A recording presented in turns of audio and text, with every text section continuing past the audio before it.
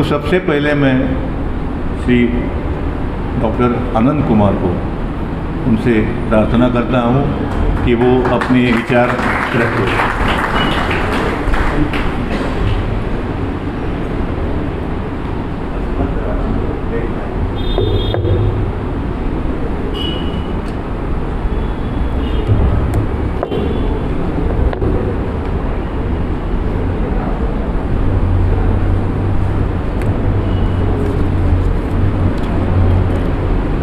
आदरणीय अध्यक्ष जी, आज के इस बहुत महत्वपूर्ण संवाद के संयोजक और देश के प्रसिद्ध नीति निर्माता प्रोफेसर भालचंद्र मुंगेकर जी,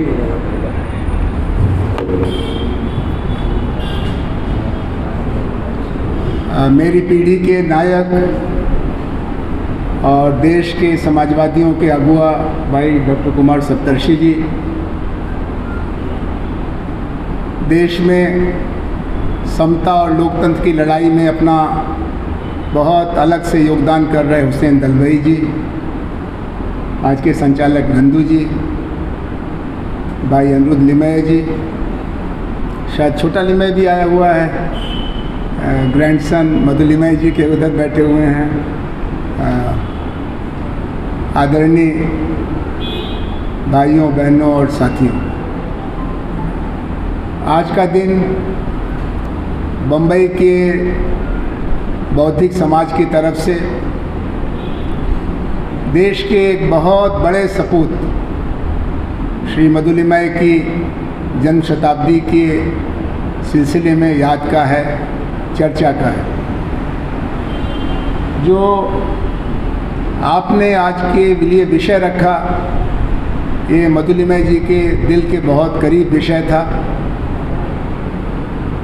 और वो कभी व्यक्तिगत उत्सव, जयंती, फूल माला उसको व्यक्तिगत ही रखते थे। घर में कोई करना है तो ठीक है, लेकिन सार्वजनिक नहीं करना चाहिए। इस मायने में अगर आज मधु जी होते तो प्रोफेसर मुंगेकर को वो फ़ोन करके बधाई देते कि आपने आज की राष्ट्रीय परिस्थितियों के लिए जो सबसे बड़ा सवाल है लोकतंत्र और उसका भविष्य, उसकी चर्चा के लिए बम्बई के 100 के लगभग सुधी स्त्री पुरुषों को बुलाया। ये बहुत बड़ा प्रयास है, बहुत अच्छी शुरुआत है। मैं भी इसीलिए प्रोफेसर मुंगेकर के आह्वान पर आया। मुझे इस बात का संकोच जरूर है कि मेरे आने जाने का इंतज़ाम इन्होंने किया, मेरे रहने का इंतज़ाम किया, ये मेरे लिए शोभा की बात नहीं है। और भविष्य में जो मेरे आज के हिस्सेदारी में खर्च हुआ है वो मैं अपनी तरफ से जो अगला कार्यक्रम होगा उसमें योगदान करने की कृपा की कोशिश करूँगा।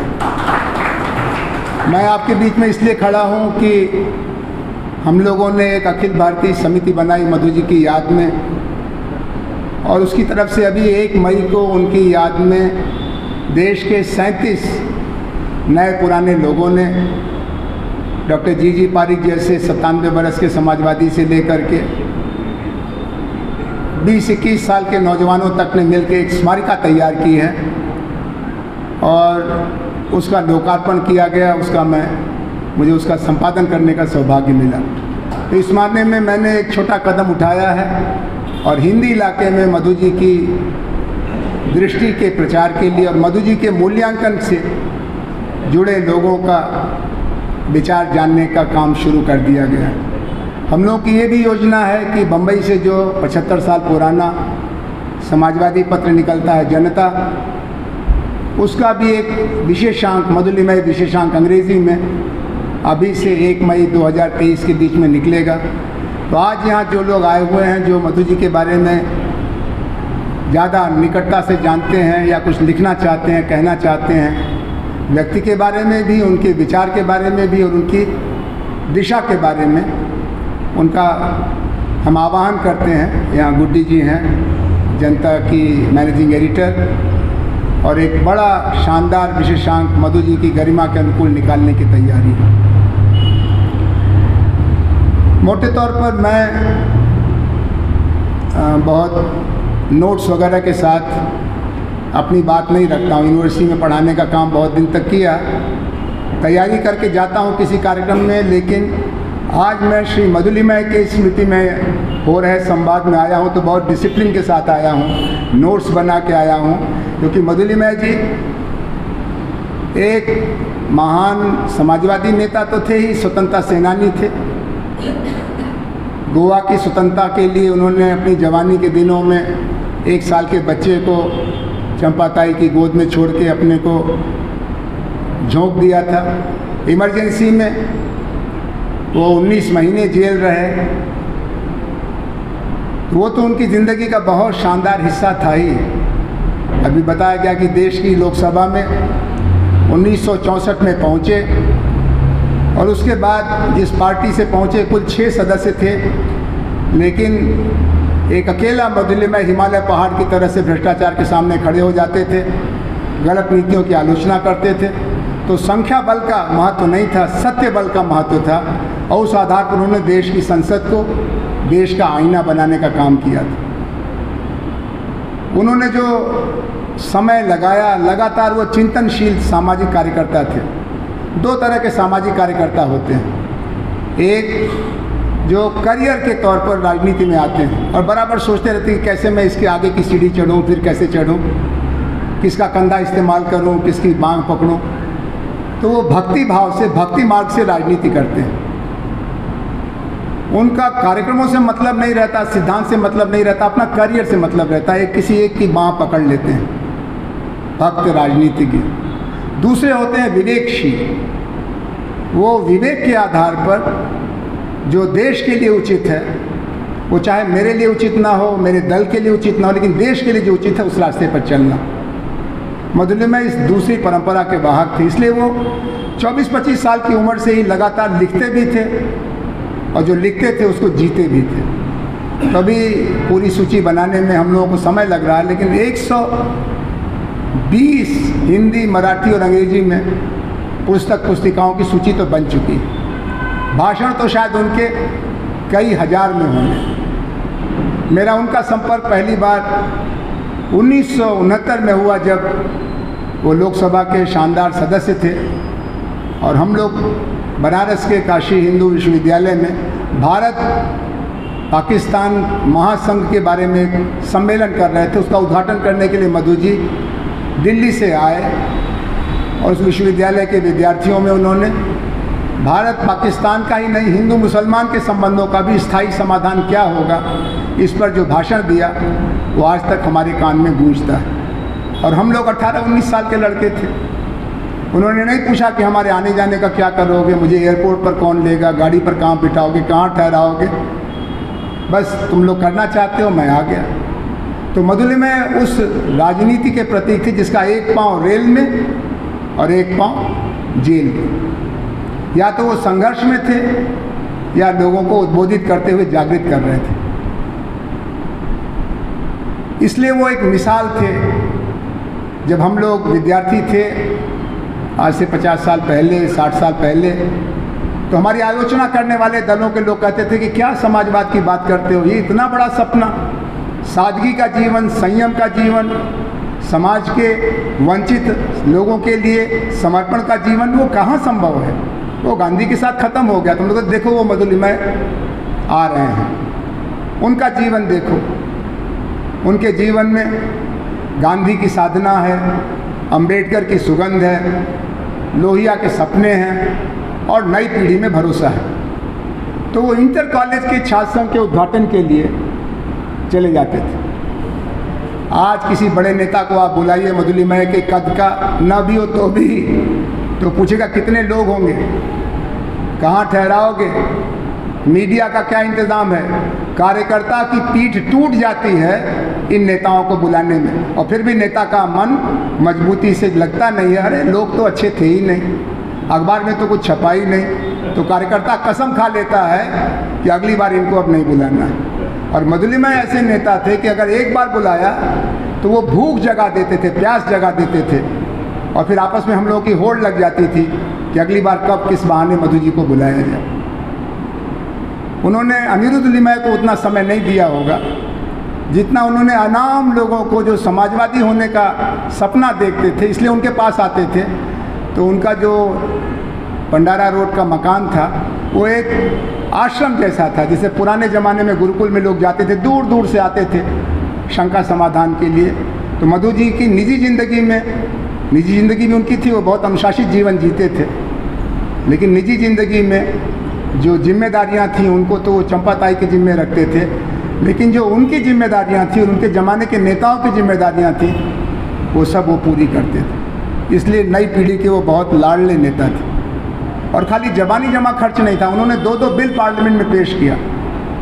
आज मैं अखबारों में सवेरे जब पढ़ता हूँ कि नौजवान रोजगार की तलाश में लाठियों से पीटा जा रहा है, इलाहाबाद से लेकर के भोपाल तक और बम्बई से लेकर के कलकत्ता तक, तो मुझे मधु लिमये का 1969-70 की पार्लियामेंट में पेश किया हुआ बिल याद आता है, जिसमें उन्होंने 18 बरस से 2 राइट देने का संविधान में संशोधन प्रस्तुत किया।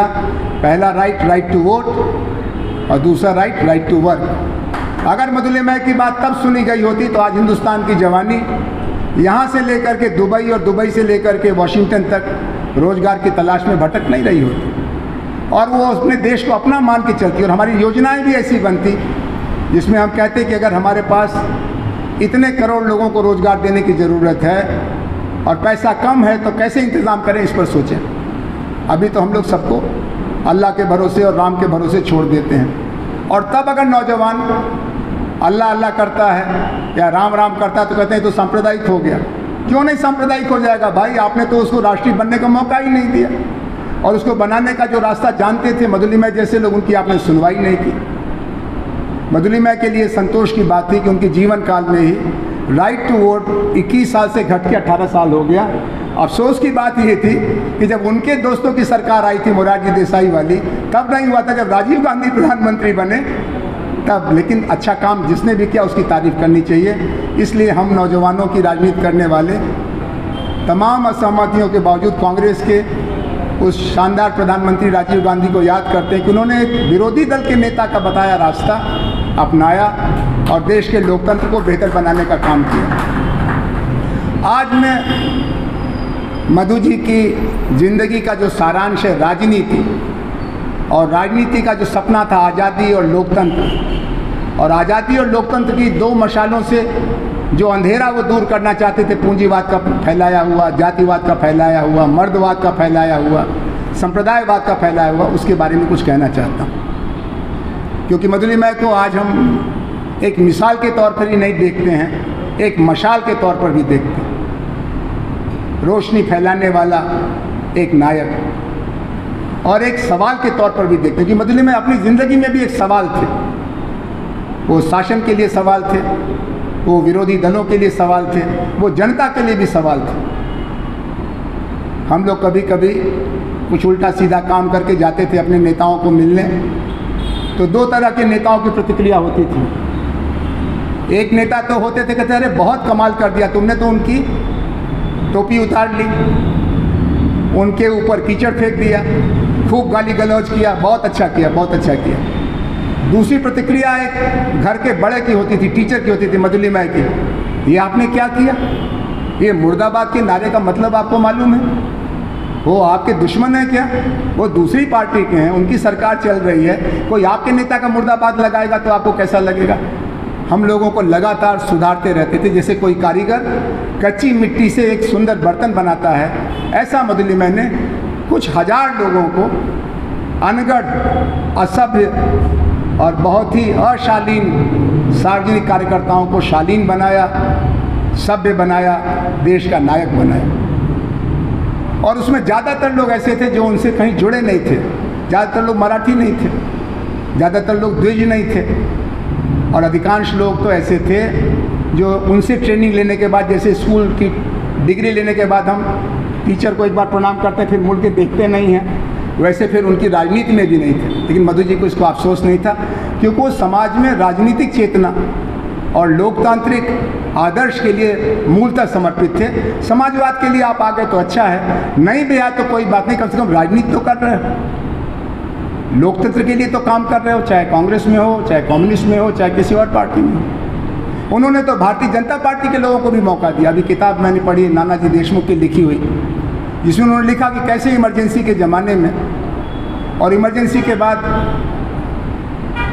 तानाशाही को दूर करने के लिए जयप्रकाश जी के सुझाव पर एक नई पार्टी बनाने में मधुलिमल ने कितनी ईमानदारी से मदद किया और उन्होंने सबका दिल जीत लिया। लेकिन जब गड़बड़ होने लगी तो मधुलिमल को ये तय करने में 1 महीना भी नहीं लगा कि ये तो गलत हो गया, हम जो चीज़ बनाना चाहते इसका उल्टा हो रहा है, देश तो बिखर जाएगा। और फिर उन्होंने कहा कि अब इसको बंद करो। हालांकि उनकी अपनी सर्जना थी, अपनी कृति थी, अपनी रचना थी और अपना भविष्य तो सोचा ही नहीं। तो मैं आज अगले 20-25 मिनट के बीच में लोकतंत्र के बारे में आपसे कुछ कहना चाहता हूं। और जो मैं आपसे कहूंगा उसको बहुत कुछ हम लोगों ने मधु जी से सीखा, उनकी रचनाओं से, उनकी आलोचनाओं से और उनके प्रयोगों से। आप जानते ही हैं कि इस देश के सामने जो सबसे बड़ी जिम्मेदारी है, चुनौती है, वो समाजवाद की नहीं है, वो धर्मनिरपेक्षता की भी नहीं है, वो लोकतांत्रिक राष्ट्र निर्माण की है। भारत जब आज़ाद हुआ तो 2 टुकड़े में टूटा हुआ एक घर जैसा था। लोकतंत्र की समझ कुछ हजार लोगों को तो थी, जिसमें कई लोग संविधान सभा में भी बैठे थे, जवाहरलाल नेहरू से लेकर के डॉक्टर राजेंद्र प्रसाद और बाबा साहब अम्बेडकर तक। लेकिन लोकतंत्र है क्या, ये कस्बे गांव के लोगों को पता नहीं था। राजा भी और हम भी एक लाइन में खड़े होकर वोट देंगे। वो ठाकुर साहब जो अपने दरवाजे पर बैठने नहीं देते हैं और मैं जो उनका हल चलाता हूँ, उनकी गाय चराता हूँ, हमारे वोट का एक ही नतीजा निकलेगा। ये जो राजनीतिक समानता का दर्शन था, ये बिल्कुल नया प्रयोग था और दुनिया के लोगों ने कह रखा था कि ये प्रयोग भारत में असफल होगा, क्योंकि यूरोप में तो लोकतंत्र तब आया जब औद्योगिक क्रांति हो गई, लोग गांव से शहरों में आ गए, शिक्षा का विस्तार हो गया। तब भी पहले वोट खाली मर्दों को मिला था, औरतों को उसके आगे लड़ाई लड़नी पड़ी, क्योंकि यूरोप के दार्शनिकों में ये मान्यता थी कि मर्द दिमाग से काम करता है, औरत दिल से काम करती है। तो वोट देने का राइट तो दिमाग वाले को होना चाहिए, दिल वाले को घर गृहस्थी का काम दे दो, बच्चों को सुलाने जगाने का काम दे दो। राजनीति उनके बस की चीज़ नहीं। भारत में जिस कलम से और मर्दों को वोट दिया बाबा साहब अम्बेडकर की कमेटी ने, उसी कलम से उसी दिन उसी क्षण औरतों को भी वोट दिया। ये बहुत बड़ी एक क्रांतिकारी संभावना थी स्त्री और पुरुषों की समानता के लिए। और भारत की औरतों ने ये साबित भी कर दिया पिछले दिनों में कि वोट के मामले में वो मर्दों से ज़्यादा सूझबूझ रखती हैं, वो ज़्यादा जिम्मेदार है। तो ये जो लोकतंत्र का और राजनीति का हमारे यहाँ प्रवेश हुआ, एक सामंती समाज में, जातिवादी समाज में, पुरुषवादी समाज में हुआ था। और इसके लिए इसके जो सिद्धांतकार लोग थे, उनके अगुआ राजेंद्र प्रसाद जी, डॉक्टर अम्बेडकर संविधान सभा के आखिरी 2 भाषणों में ये कहते हैं कि ये संविधान तो एक कागज़ की किताब है, अगर अच्छे लोग राजनीति में आएंगे तो ये किताब बहुत काम की होगी, और अच्छे लोग नहीं आएंगे तो किताब किनारे रख दी जाएगी और समाज बिगड़ जाएगा। आज़ादी बहुत आसान चीज़ नहीं है, आज़ादी तो आग की तरह है, ठीक से इस्तेमाल करिए तो रोटी पक जाएगी और लापरवाही करिए तो पूरा घर जल जाएगा। और यही बात बाबा साहब अम्बेडकर ने कही कि आज के बाद हम चैन की नींद सोएंगे तो गलत करेंगे, क्योंकि विदेशी राज और स्वराज की लड़ाई एक कॉन्ट्रडिक्शन था, अभी एक दूसरा कॉन्ट्रडिक्शन शुरू होने वाला है, अंतर्विरोध। हम राजनीतिक समता तो दे दिया वोट का अधिकार दे करके, लेकिन आर्थिक समानता और सामाजिक समानता का काम करना बाकी है। जाति का सवाल, मर्द औरत का सवाल, धर्मों का सवाल, ये सामाजिक समानता के जरिए आएगा। गरीब अमीर का सवाल, मजदूर और मालिक का सवाल, खेती और ज़मींदार का सवाल, ये आर्थिक समानता के जरिए आएगा। और इसमें अगर आपने देर की तो राजनीतिक समानता भी खतरे में पड़ जाएगी, और अगर और देर किया तो विषमता से पीड़ित लोग चुप नहीं रहेंगे और ये सारी व्यवस्था चिथड़ा चिथड़ा हो जाएगी। ये सवाल था। अब आज के बारे में अगर मैं बात करूं आपसे तो 3 नारे हैं और तीनों नारे मधु जी को बेहद नापसंद होते। एक नारा तो ये लगता है जब कभी राजनीतिक किसी जलसे में आप जाइए, नेताजी आगे बढ़ो हम तुम्हारे साथ। ये पूजा है, अपने को गुलाम की तरह से पेश करना है, नेताजी आगे बढ़ो हम तुम्हारे साथ। दूसरा नारा क्या चलता है, और ज़्यादा चापलूसों की अगर भीड़ हो जाए, जब तक सूरज चांद रहेगा नेताजी का नाम रहेगा। और जहाँ कुर्सी गई, चुनाव में हारे, अभी सूरज ऊपर ही है 12 बजे दिन में, नेताजी का नाम, पट्टी हट गई। तो ये जो चापलूसी की राजनीति, ये राजनीति का दूसरा महादोष। पहला था व्यक्तिवाद, तीसरा नारा और भी खतरनाक है। वो स्कूल कॉलेज में ज़्यादा जोर से बताते हैं, जब मैं जाता हूँ कहीं बोलने के लिए, मैं कहता हूँ कि भाई एक नारा मुझे आधा याद है आधा नहीं याद है, ज़रा याद कराना। याद करा दोगे तो लड़के लड़कियाँ चिल्लाते हैं हाँ कराएंगे, देखेंगे टीचर को क्या याद नहीं आ रहा है। गली गली में शोर है, सारे नेता चोर है। देखिए आपको भी याद है, स्कूल के बच्चों का हम लोग ज़्यादा बुजुर्ग लोग नहीं बोलते, क्योंकि हमारे कई दोस्त नेता हैं और वो चोर भी हैं, लेकिन चोर को चोर कहना ज़रा अच्छी बात नहीं। ये है राजनीति की तस्वीर, या तो चापलूसी, या विचारहीन सत्ता साधना, और या सारे राजनीतिज्ञों को एक ही झाड़ू से। राजनीति करने वालों ने ही इस देश को आज़ाद कराया। मंदिर में घंटा बजाने से देश आज़ाद नहीं हुआ, 5 वक्त नहीं 15 बार नमाज पढ़ने से देश आज़ाद नहीं हुआ, चर्च में घुटना घिस घिस करके प्रार्थना करने से देश आज़ाद नहीं हुआ। राजनीतिक संगठन बना करके, नागरिक अधिकारों के लिए लड़ लड़ करके, जेलों में जवानी बिता करके देश आज़ाद हुआ था। तो राजनीति देश की आज़ादी का रास्ता बनाने वाली एक साधना थी।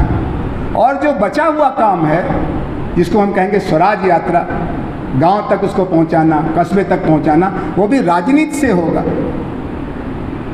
वो कॉरपोरेट के फैसले से नहीं होगा। 30 साल से कॉरपोरेट के लोग एड़ी चोटी का जोड़ लगा रहे हैं। जॉबलेस ग्रोथ के श्राप से भारत की जवानी मुक्ति नहीं हो पा रही। तो ये आज की राजनीति की तस्वीर है।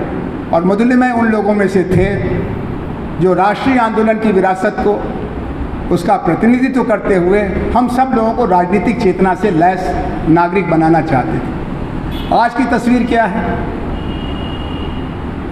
आज की तस्वीर ये है कि भारत का 75 साल का आज़ादी का उत्सव मनाने वाले लोग भी 7 समस्याओं के बारे में ना नहीं कर सकते। एक तो ये कि भारत 75 साल के बावजूद बेहद असंतुलित देश का नाम है, जिसमें दुनिया के 182 देशों की सूची में संयुक्त राष्ट्र संघ के हिसाब से कभी वो 130 पर आता है, कभी 129 पर आता है। चीन कहाँ पर है, जो हमसे 1.5 साल बाद आज़ाद हुआ था, वो 90 नंबर पर है। बांग्लादेश भी अब ऊपर चला गया, श्रीलंका तो पहले से ऊपर था। हाँ, एक खुशी की बात यह है हमारे आपके लिए कि पाकिस्तान अभी हमसे नीचे है। तो जब तक पाकिस्तान हमसे बुरी हालत में हो, हमको परेशान होने की ज़रूरत नहीं। ये हमारे सोच का कुएं के मेढक जैसा ख्याल हो गया। विकास का संकट, भारत के लगभग 740 जिलों में से 150 जिलों को योजना आयोग से लेकर नीति आयोग तक कहता है left wing extremism affected areas, जहां पर 5 बजे के बाद भारत सरकार झंडा नहीं चलता, लाल झंडा चलता है या कोई और झंडा चलता है। उत्तर पूर्व के सीमांत में अलगाववादी और आदिवासी भारत में, उनको वो लोग नक्सलवादी कहते हैं। वो बेचारे कुछ नहीं जानते नक्सलवाद के बारे में, वो तो अपनी भूख के बारे में जानते हैं, अपनी इज्जत के बारे में जानते हैं। लोकतंत्र अभी वहाँ नहीं पहुँचा, विकास की रोशनी नहीं पहुँची। इसमें मुझे आपको बताने की ज़रूरत नहीं, क्योंकि कई जिले तो महाराष्ट्र के भी हैं। दूसरा संकट है सुशासन का। अंग्रेजी राज में 2 तरह के कानून चलते थे। अंग्रेजों के किए हुए अपराधों का अलग कानून और देशी जनता के द्वारा किए गए अपराधों का अलग कानून। यहाँ तक कि जेल में भी अगर अंग्रेज को बंद किया गया तो उसके खाने पीने का अलग नियम था। उसको डबल रोटी मिलती थी, उसको मक्खन मिलता था, उसको चाय मिलती थी। अगर देशी मर्द औरत को बंद किया गया तो जेल में भी गैर बराबरी थी। हम लोगों ने सोचा था कि जब आज़ादी आएगी, स्वराज आएगा तो सुराज भी आएगा। अभी क्या हो गया?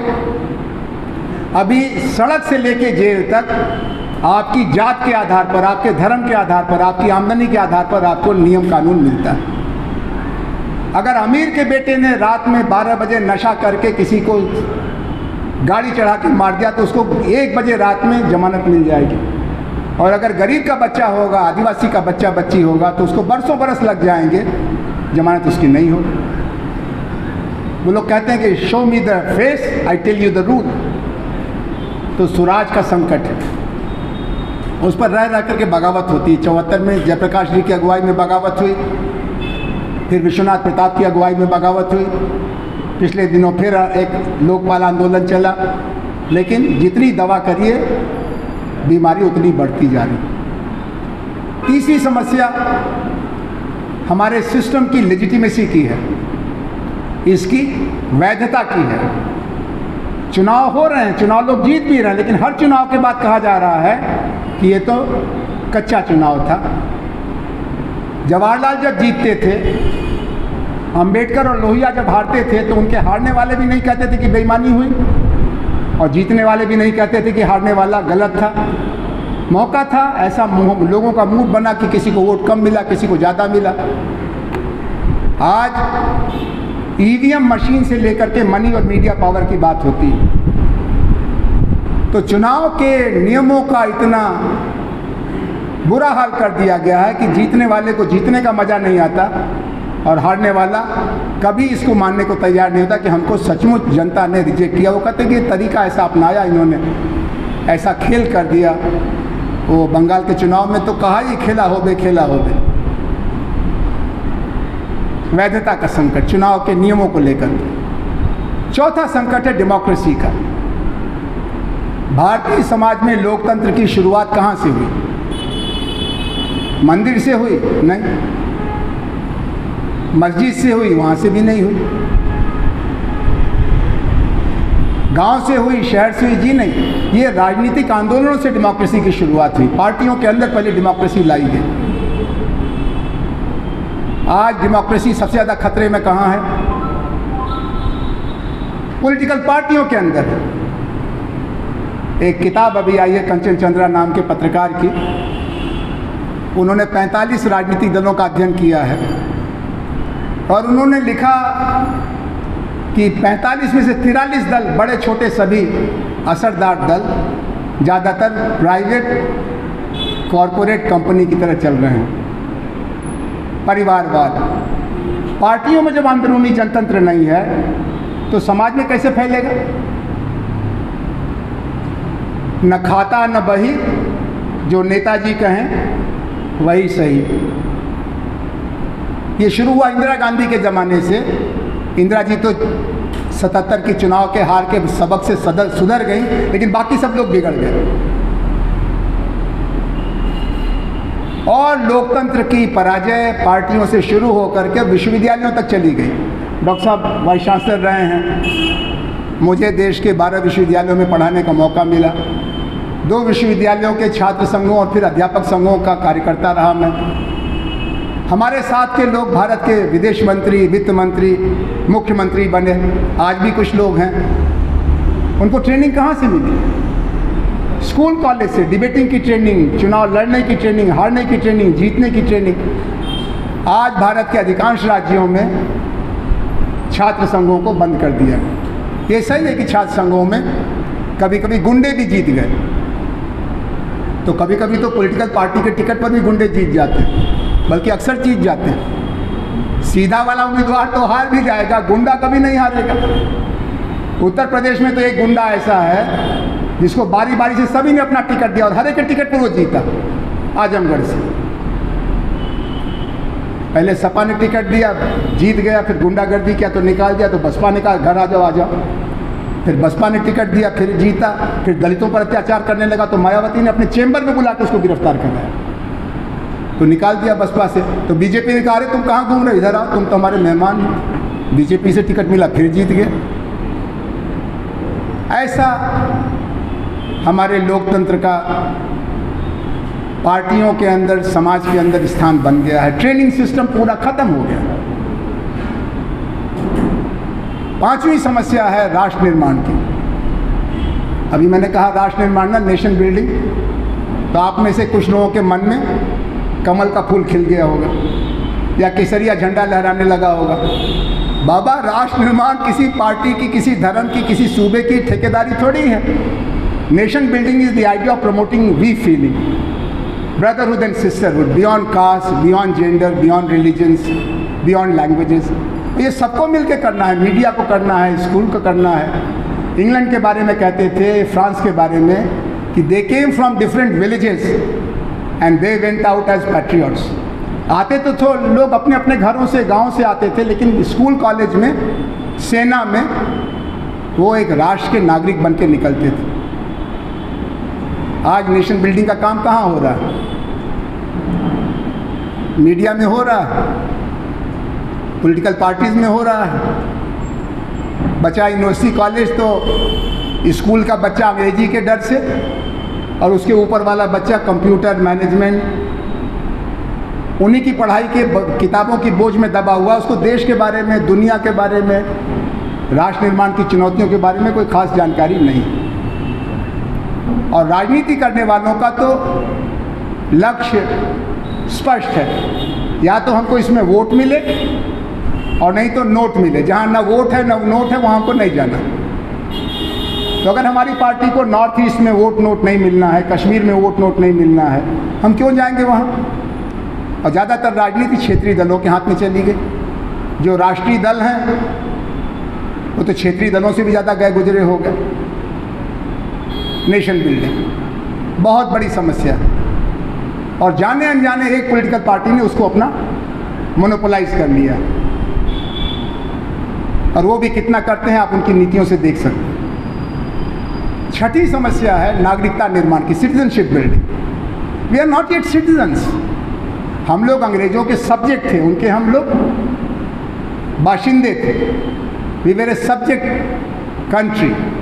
यहाँ बैठे हैं शकील अहमद साहब, ये बताएंगे सिटीजन और सब्जेक्ट का फ़र्क।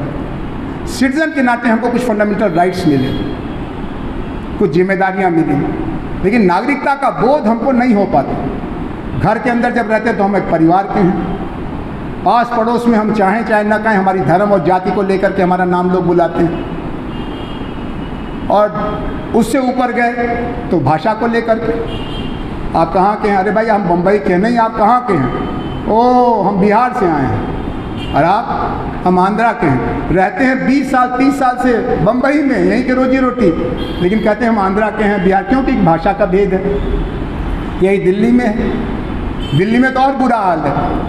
दिल्ली में दिल्ली वालों का ज्ञान इतना कम है। मैं दिल्ली में चूँकि 25 साल मैंने पढ़ाया, इसलिए मैं शर्मिंदा हूँ ये स्वीकारते हुए कि दिल्ली के लोगों को भारत की विविधता का ज्ञान इतना कम है कि अगर कोई लंबी नाक वाला, चौड़े माथे वाला, बड़ी आँख वाला न दिखाई पड़े, छोटी आँख वाला हो, चौड़े माथे वाला हो, गोल मुँह वाला, तो कहते हैं कि तुम कहाँ से आए भाई? नेपाल के हो क्या, कि भूटान के हो? कहते हैं भाई मैं अरुणाचल का हूँ, मैं नागालैंड का हूँ। तो उनका नाम रख दिया है, 7 राज्यों के लोगों का नाम दिल्ली में कहते हैं चिंकी, क्योंकि उनकी भाषा अलग है, उनका रूप अलग, वो मंगोलायड है। तो हमारा तो ये दावा है कि भारत का मतलब हम ही हैं, गंगा जमुना के बीच के लोग। बाकी सब लोगों को रहना है तो रहे, नहीं तो पाकिस्तान, अफगानिस्तान जहाँ जाना हो चले जाए। The idea of citizenship is at a discount. और अभी ग्लोबलाइजेशन ने जो बचा खुचा था उसका अभी और नुकसान कर दिया। हमारे जो बच्चे हैं अभी के, ज़्यादातर को देश के बारे में बहुत कुछ मालूम है, हमसे ज़्यादा मालूम है, लेकिन वो उसको दुनिया के साथ जोड़ के देखते हैं। और दुनिया के अधिकांश देशों में पढ़ाई के लिए और बाद में रोजगार के लिए भारत भर के बच्चे, चीन के बच्चे, ईरान के बच्चे घूमते मिलते जाते हैं। उनका राष्ट्रीयता के प्रति आग्रह अब सीमित हो गया। जैसे हमारे जैसे, आप जैसे लोगों का जाति के बारे में आग्रह घट गया, क्योंकि हमको पता चला कि जाति के कटघरे से निकले बिना हमारा व्यक्तित्व विकसित नहीं होगा। अब राष्ट्रीयता को भी वो कटघरा मानने लगे नई पीढ़ी के बच्चे। और पुरानी पीढ़ी के लोगों के लिए राष्ट्र वहीं तक है जहाँ तक हमारी भाषा है, जहाँ तक हमारी जाति है। और आखिरी सवाल है पर्यावरण का। वो तो सबके लिए एक दुधारू गाय है। जो आया वो कटोरी लेके आया, गिलास लेके आया, घड़ा लेके आया, उसने दुआ और फिर उस गाय को खाने के लिए कुछ मिला कि नहीं मिला छोड़ दिया। तो कश्मीर से लेके केरल तक जंगल, पहाड़, नदियाँ हमारे हमले का निशाना हो गई। वो पाकिस्तान ने उन पर हमला नहीं किया, अंग्रेजों ने हमला नहीं किया, चीन ने हमला नहीं किया, हम हमला कर रहे हैं। मैं बनारस का हूँ और बनारस की गंगा को सीधे श्री शंकर से जोड़ के देखते हैं, लेकिन बनारस की गंगा ऐसी है कि बड़ा से बड़ा हिंदू भक्त भी आँख खोल के उस पानी का आचमन नहीं कर सकता, और जमुना का तो नहीं कर सकता। और जमुना और गंगा दो सबसे पवित्र नदियाँ। ज़्यादा नदियों का जो हाल है हम लोगों को मालूम है। नई पीढ़ी के जो लड़के लड़कियां हैं 25 साल से नीचे वाले, वो हमारी तरफ बहुत गुस्से से देखते हैं कि आपको देश जब आज़ाद मिला तो हमारे पर्यावरण की क्या हालत थी, और आपने 50-60 साल में क्या कर दिया। ठेकेदार लॉबी, रेत माफिया, पानी माफिया, और इन्होंने एक पूरा आंदोलन पैदा कर दिया, पर्यावरण आंदोलन। तो ये आज के लोकतंत्र के सामने 7 सवाल हैं। इनको लोकतांत्रिक तरीके से अगर आपने हल किया तो ठीक, और नहीं किया तो और तरीके के लिए देश को कोई एतराज़ नहीं होगा। इसीलिए लोकतंत्र पर इस समय सबसे बड़ा संकट आ गया, क्योंकि ये सवालों को पैदा करने का तरीका न होके, सवालों को सुलझाने का तरीका न होकर के सवालों को पैदा करने का तरीका हो। तो चारों तरफ एक अराजनीतिकरण का माहौल है और लोग एक मजबूत नेता की तलाश कर रहे हैं। करीब करीब ये वही हालत है। आप में से कुछ लोगों को यूरोप का इतिहास मालूम होगा। नेपोलियन के पहले जो फ्रांस में क्रांति हुई, वो हुई तो थी 3 बड़े सपनों के लिए: स्वतंत्रता, समता और बंधुत्व के लिए, लिबर्टी, इक्वालिटी और फ्रेटर्निटी के लिए। लेकिन वो संभाल नहीं पाए। फ्रांस के राजा का कत्ल कर दिया, रानी का सर उतार दिया, जेल को तोड़ दिया, लेकिन संभाल नहीं पाए। तो फ्रांस के मध्यम वर्ग में त्राही त्राही की आवाज़ आने लगी, और फिर सेना का एक सिपाही नेपोलियन बोनापार्ट वो सामने आया। उसने कहा, मैं इन सब को ठीक करूंगा, तुम हमको ताकत दे दो। और नेपोलियन बोनापार्ट ने पहले फ्रांस को कब्जे में लिया, फिर फ्रांसीसियों को सैनिक बना करके अगल बगल चारों तरफ तबाही मचाना शुरू कर दिया। उसको कहते हैं बोनापार्टिज्म, कि जब राजनीति जहाँ विफल हो जाए वहाँ तानाशाही को लाने की कोशिश, निरंकुशता को लाने की कोशिश। आज मैं अब दूसरे हिस्से पर आना चाहता हूँ आपके बीच में, जो मधु जी ने उठाया था कि हमारा दलों के निर्माण के बारे में क्या संकल्प है। दल क्या खाली सत्ता में जाने की सीढ़ी है, चुनाव के मौके की मशीन है, या दलों की और भी 5 साल कोई जिम्मेदारी रहती है? नागरिकता निर्माण की जिम्मेदारी, लोक शिक्षण की जिम्मेदारी। यहाँ डॉक्टर बाबा साहब अम्बेडकर ने 8 कसौटियाँ दी थी। अगर उन 8 इम्तहान पर हम भारत के लोकतंत्र को आज परीक्षा के लिए बुलाएं तो देखिए कि हम किस में कितना नंबर पाते हैं। पहली बात वो है जिसको कि हम अंग्रेजी में उन्होंने कहा ग्लेरिंग इनइक्वालिटीज़। क्या भारत का लोकतंत्र हमारी गैर बराबरियों को घटाने में असरदार है या नहीं है? हम कह सकते हैं कि जमींदारी एबॉलिशन हुआ कांग्रेस के राज में, आरक्षण शुरू हुआ 1950 के संविधान के बाद, तो शुरुआत में कुछ उम्मीद बंधी थी। प्रिवी पर्स खत्म हुआ, मोनोपोली रिस्ट्रिक्शन एक्ट आया इंदिरा गांधी के ज़माने में। आज गैर बराबरी के बारे में हमने वो काम राजनीति के हाथ से निकाल के बाजार को छोड़ दिया। Let market decide, let economy decide. और नतीजा क्या है कि 80 करोड़ लोग, 1 अरब 30 करोड़ के देश में 80 करोड़ लोग इंतज़ार करते हैं हर 15वें दिन कि कब सब्सिडाइज चावल, गेहूं, अब तो सरसों का तेल भी आने लगा, और उसको सीधे चुनाव से जोड़ दिया गया।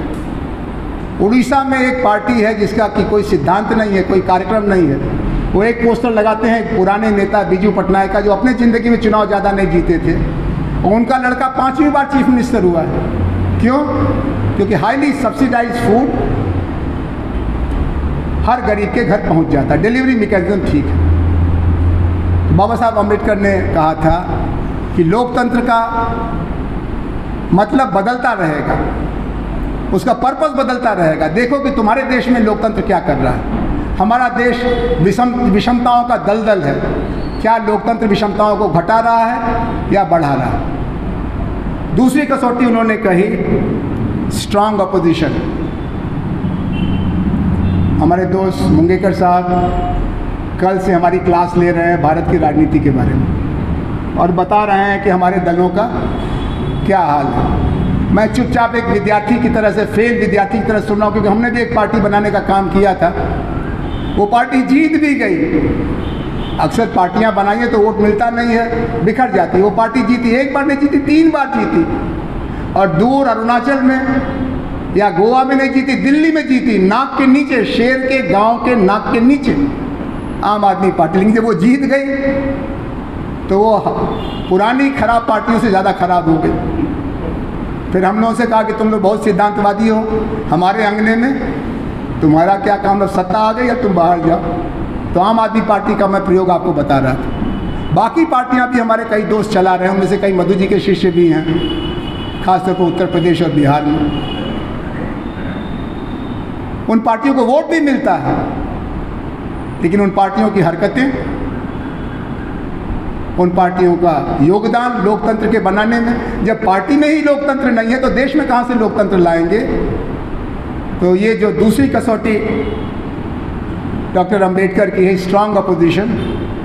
तो मैं पूछता हूँ अपने मित्रों से कि तुमको तो इतना वोट मिला, तुम्हारे तो इतने एमएलए एमपी हैं, बोलते क्यों नहीं हो? हमारे तो मधुलिमय के कुल 6 एमपी थे।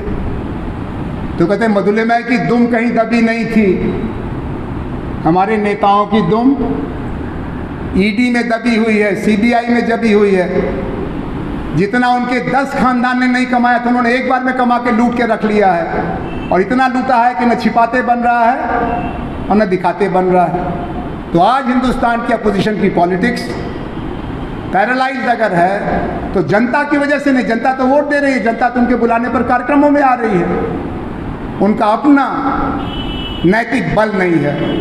और जब मेरा नैतिक बल नहीं है तो मैं आपकी क्या आलोचना करूंगा? Strong opposition. तीसरा सवाल अंबेडकर और मधुलिमय उठाते हैं, equality in law and administration. कानून और प्रशासन में नागरिकों के साथ समान बर्ताव। अभी आपने मधु जी का हैबियस कॉर्पस की बात की। जब जब मधुलिमय को सरकार जेल में बंद करती थी तो अक्सर ऐसा होता था कि अदालत के सुनवाई के पहले उनको रात में छोड़ देती थी, क्योंकि उनको गलत बंद करती थी। विरोधी दल का नेता होने के नाते उनके साथ कानूनों का दुरुपयोग करती थी। लेकिन भारत की जेलों में करीब 2 लाख जगह है, 2,80,000 लोग बंद हैं। उनमें से 1,60,000 के करीब लोग विचाराधीन बंदी हैं। उनकी डेट ही नहीं पड़ती, उनको खुद ही नहीं मालूम क्यों बंद किया है। और प्रशासन के बारे में जो भी पार्टी एक अच्छा प्रशासन का वायदा करती है उसको वोट मिल जाता है। सबके नाकों दम हो गया इस प्रशासन के नाम पर। और कुछ बूढ़े लोग, अब तो उतने बचे नहीं हैं, ये कहते भी सुने जाते थे हमारे विद्यार्थी जीवन में कि इनसे तो अंग्रेजी राज ही अच्छा था। तो हम लोग उनके ऊपर हंसते थे कि अरे आप विदेशियों की वकालत कर रहे हैं, कहें तुम देख नहीं रहे हो क्या हो रहा है। एक फिल्म भी बनी है ना, खोसला का घोसला, और एक डायलॉग मशहूर हो गया, क्या तारीख पर तारीख, कचहरी में जो लोग हैं वो बताएंगे आपको क्या सच है न्याय का, प्रशासन। आखिरी 4 शर्तें अंबेडकर और मधुलिमय की हैं। कॉन्स्टिट्यूशनल मॉरलिटी, वैधानिक नैतिकता, अपने विरोधी की कमजोरियों का फायदा न उठाना। वो जब कमजोर हों, लेकिन अगर देश के हित में उनको संभाले रहना है तो उनको संभालने में मदद करना। और ये मधु जी ने खुद किया। कई बार भारत सरकार की तरफ से कानूनी भूल हुई तो बजाय उस भूल का फ़ायदा उठा करके सरकार गिराने का प्रस्ताव पेश करने के, वो रात में फ़ोन करते थे संबंधित मंत्री को कि तुमने ये क्या बेवकूफ़ी किया है, कल जाके माफ़ी मांगो और अपने प्रोसेस को ठीक करो। Constitutional morality. आखिरी 3 बातें हैं। No tyranny of majority. आपको मेजॉरिटी तो मिल गया, ये ठीक बात है, विधान में लिखा है कि जिसको मेजॉरिटी मिला उसको शासन का अधिकार होगा, लेकिन जो माइनॉरिटी में है वो भी देश का नागरिक है, देश का हित करने वाला है। आप अपने बहुमत के आतंक से उनकी ज़बान मत बंद करो, नहीं वो लोकतंत्र नहीं कहलाएगा, वो कुछ और कहलाएगा, वो राजतंत्र हो जाएगा, तानाशाही हो जाएगी, गुलामगिरी हो जाएगी, लोकतंत्र नहीं रह जाएगा। क्या भारत में आज बहुमत का वर्चस्व, बहुमत पा चुके दल का सब कुछ कब्जे में लेने का प्रयास है कि नहीं है? अगर तो लोकतंत्र कमज़ोर हो रहा है, और नहीं है तो ठीक चल रहा है।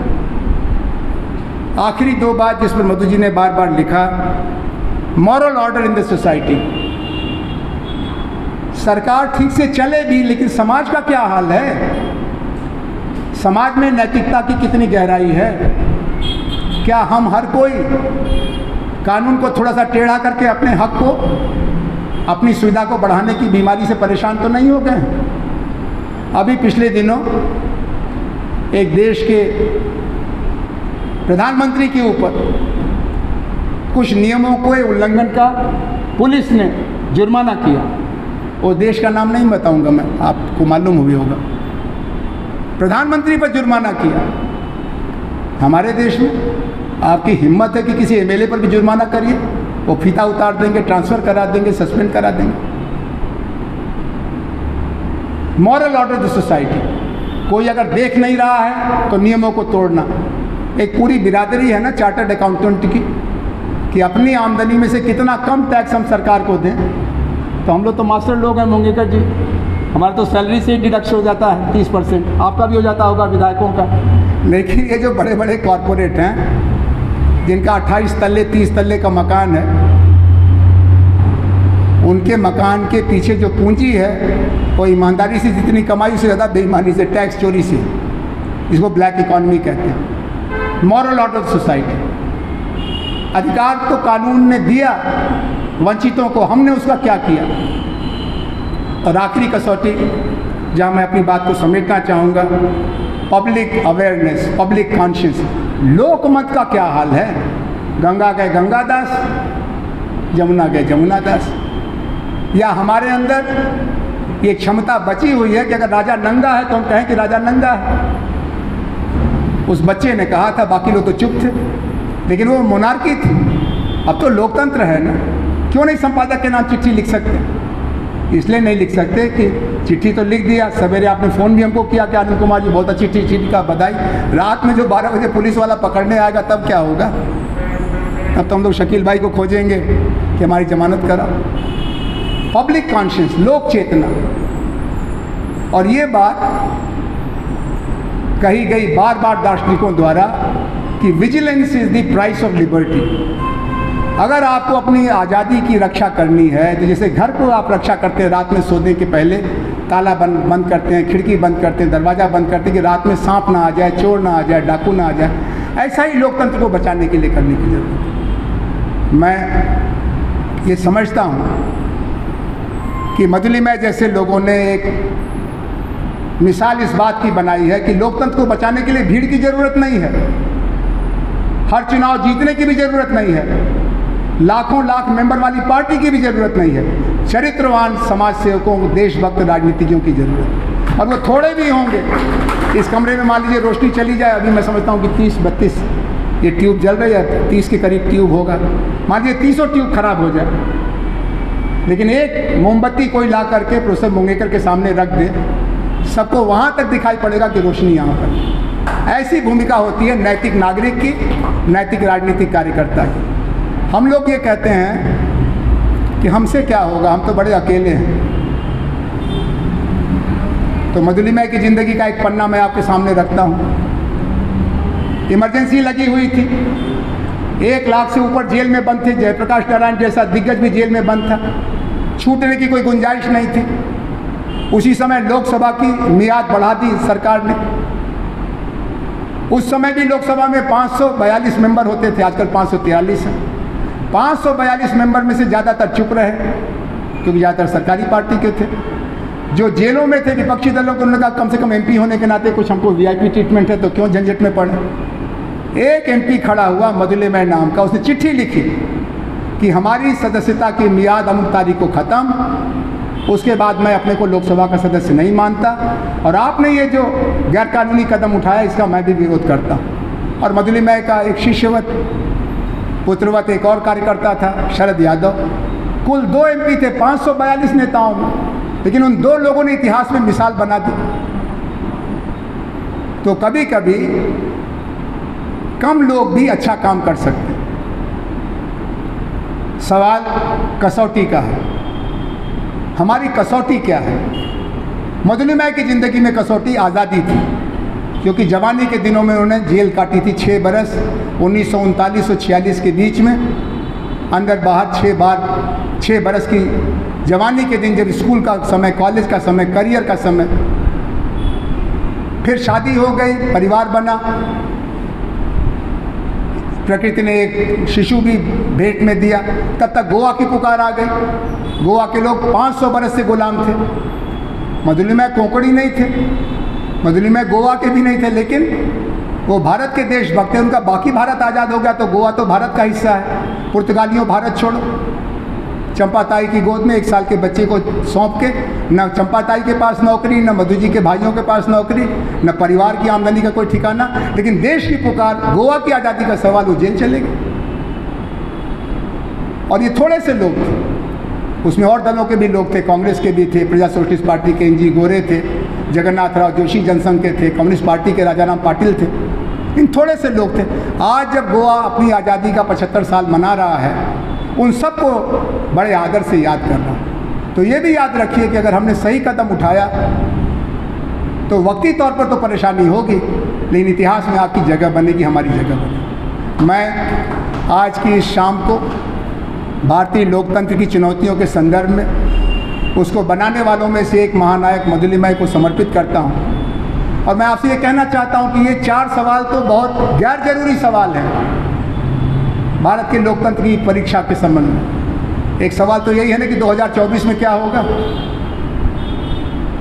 चाय खाने पर बैठ के जब कोई और बात नहीं रहती है करने की, तो लोग यही सब बातें करते हैं। 2024 में वही होगा जो हम आज से शुरू करेंगे,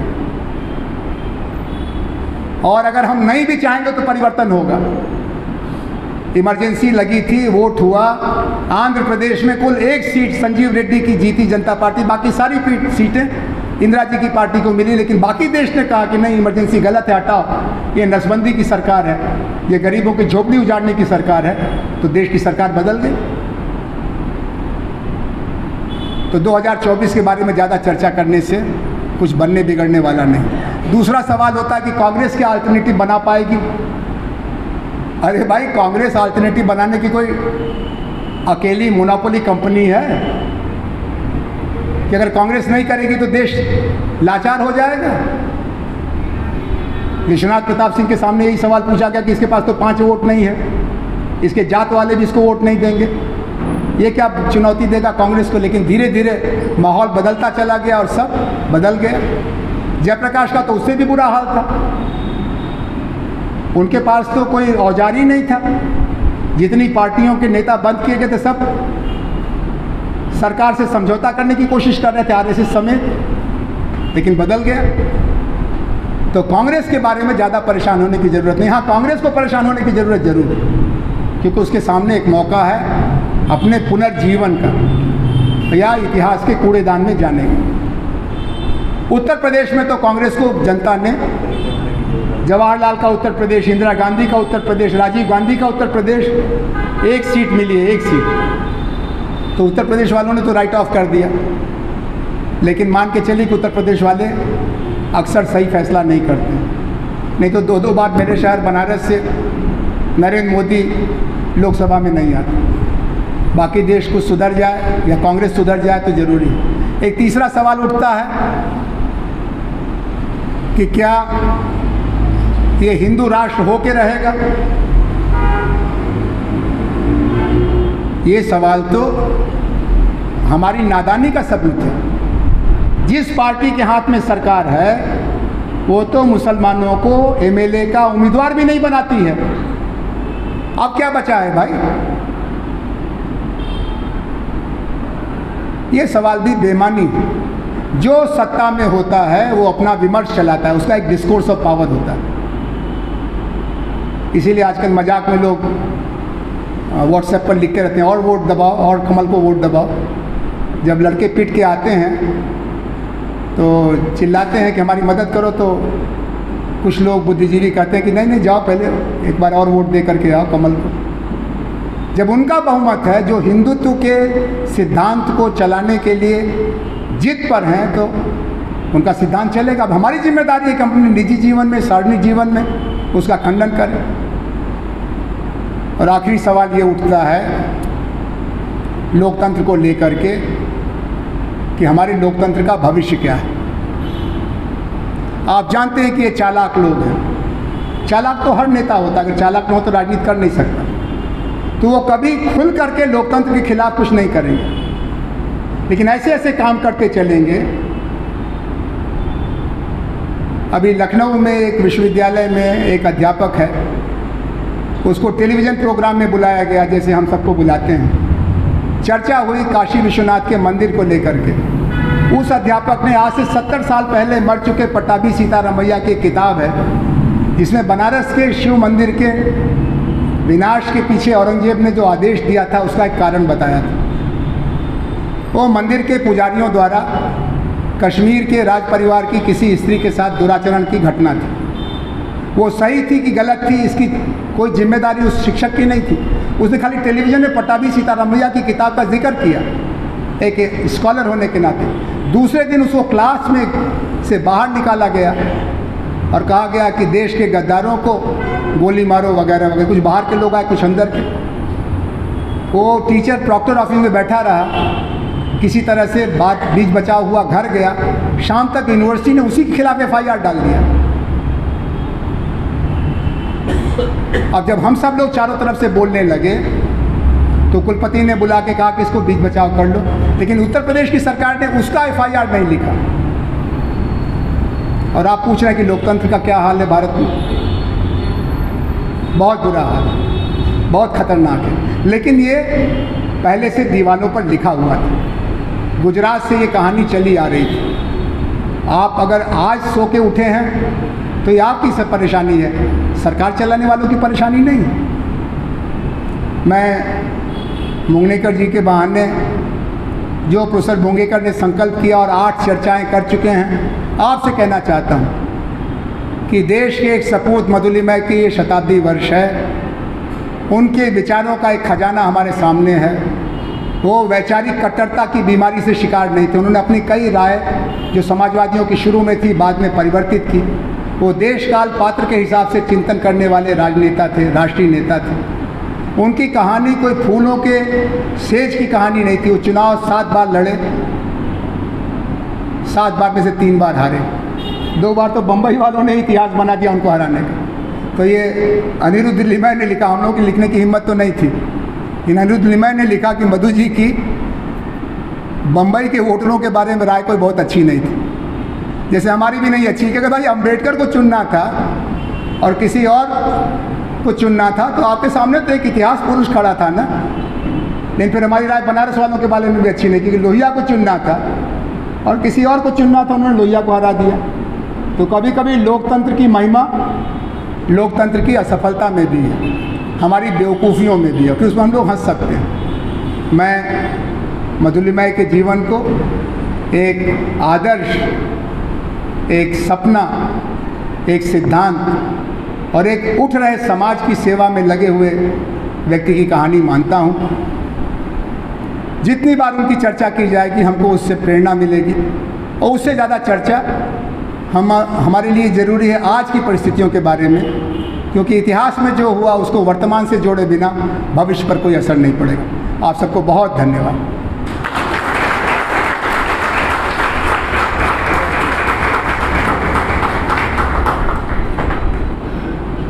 डॉक्टर कुमार सप्तर्षी, आमचे थोर मित्र डॉक्टर मुणगेकर, हुसेन दलवाई हे सगळे साथीच आम्ही, आनंद कुमार, नंदू गणेश्वर आणि मित्रांनो, सर्वांना राम राम, सर्वांना सलाम अलैकुम आणि सर्वांना जय भीम. आपल्या सर्व भारतीयांची बुद्धी एक असली ते भावनेच्या खिडक्या अलग अलग आहेत आणि म्हणून हे म्हणावं लागतं, त्यात काही बिघडत नाही. आता मधुलिमेंचा माझा खूप जवळचा संबंध, अनिरुद्ध उर्फ पोपट याला माहितीच आहे. कारण JP गेल्यानंतर कोणाकडे जायचं, ज्याला सर्व माहिती आहेत असं बोलणार आहे, असं ते एक आमचं स्थान होतं. आधीपासून संबंध होते. म्हणजे माझी पत्नी लग्न होण्याच्या पूर्वी मधुलिमेंच्या बरोबर उंट्यावरनं रणाच्या आखातात गेले होते ते. जॉर्ज फर्नांडिस वगैरे त्यांनी, आणि इथं ह्या बसलेल्या सुधाताई बोडा त्यांना माहिती आहे, तुलसी बोडा वगैरे, ते रण दिलं होतं कच्छचं, त्याची ते पाहणी करता आधी गेले होते. तर हा माणूस एक अत्यंत बुद्धिमान होता आणि खरं पाहिलं तर समाजवाद हा बुद्धिमान लोकांचाच विषय. तो पटण्याला बाकीच्यांना तो खरं स्वार्थाचा विषय आहे. ज्याला अन्न वस्त्र निवारण नाही, आरोग्य व्यवस्था नाही, त्याला तर समाजवाद त्याच्या स्वार्थाचा विषय. पण एकूण हा समाजवाद नावाची गोष्ट पृथ्वीतलावरच्या सगळ्या माणसाला लागू होणारी गोष्ट ही लोकांना पटवायची असेल आणि आहे त्या परिस्थितीचं विश्लेषण करायचं असेल, काय गोष्ट अडथळा आहे म्हणून हा समाजवाद जात नाही लोकांच्या डोक्यात, तर हा अत्यंत कुशाग्र बुद्धीचा विषय आणि ती मधुलिमेंकडे होती. म्हणून आम्ही दिल्लीला गेलो, महाराष्ट्र सदनामध्ये सामान टाकलं की पहिल्यांदा त्यांच्याकडे जायचो आणि ते सुद्धा ठिकठिकाणी काय चाललंय समजून घ्यायचे. जागा अतिशय लहान, म्हणजे ज्याला मठी म्हणता येईल असं, म्हणजे फार आश्रम वगैरे सुद्धा नाही, मठी. आणि त्याच्यामध्ये फार फार तर कॉफी करून प्यायची, त्यांनी करायची किंवा आम्ही करायची, दोघांनी प्यायची. आणि त्याच्यात खूप चर्चा असायची. कुठं कोऑपरेटिव्हची इलेक्शन चालली आहे, ती कुणी जिंकली, कशी जिंकली महाराष्ट्रामध्ये, ह्याही गोष्टी ते घ्यायचे. आणि अभ्यास करण्याची त्यांची वृत्ती ही तर म्हणजे दिल्लीतल्या त्या काळच्या वर्तुळात सगळ्यांनाच आश्चर्य वाटत. त्यांचं आपल्याला बहुतेकांना माहीत असेल की एक लंग काढलेलं होतं, एका लंगवर ते होते आणि दिल्लीला काय राहायचे तर मुंबईच्या हवेमध्ये त्यांना अस्थमा व्हायचा, म्हणून दिल्लीची हवा असायची, म्हणून ते पंढरा रोडचं घर त्यांना देण्यात आलं होतं रिटायर झाल्यानंतर सुद्धा. पण ते लायब्ररीत गेले की पाणी प्यायचे विसरायचे आणि कुठे जावं लागतं मध्ये विधीला तेही विसरायचे आणि तासनतास बसून असायचे पार्लमेंटच्या लायब्ररीत. त्यावेळेला तो ग्रंथपाल जो आहे तोही त्यांना अशी पुस्तकाची ढीग आणून द्यायचा आणि त्यामुळे त्यांचं ते वाचन, ते एकाग्रता. आणि मी त्यांचं लिखाण तर मला माहीतच आहे, आपल्याला माहीत असेल, त्याच्यात एक दरवेळेला साधा स्वातंत्र्य चळवळीचं शेर लिहिलं तर त्यांचा एक दृष्टिकोनच वेगळा असायचा. मधुलिमे वयाच्या 15-16 वर्षापासूनच हा कुशाग्र मुलगा तरुण, आणि त्यावेळेला फर्ग्युसन कॉलेजला पुण्याला शिकत असताना 4 मित्रांनी शपथा घेतल्या की पूर्व, पश्चिम, दक्षिण, उत्तर अशा दिशेला जाणार. आपल्याला हे नुसतं समजून घेण्यात फारसा रस घेण्यात पॉईंट नाही, प्रत्यक्ष लोकांमध्ये जायला पाहिजे. म्हणून त्याच्यामध्ये गंगाधर गोखले होते, निळूगोलीमे होते, हे 4 लोक 4 दिशांना गेले आणि मधुलिमे खानदेशात गेले.